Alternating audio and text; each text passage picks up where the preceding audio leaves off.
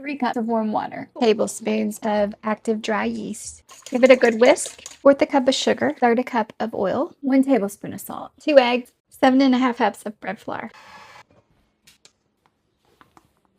Cut this into 4 slices. Cut those in half. Now you should have 8 slices or pieces. So a mess. To a plate, add 1 tablespoon of Italian seasoning, 2 tablespoons of garlic powder, 1 tablespoon of dried parsley, 2 tablespoons of Parmesan cheese. Mix that all together.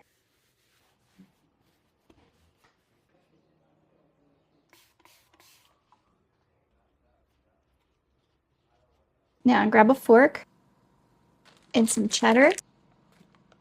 This is going into a 375-degree temperature preheated oven for probably 18-20 minutes.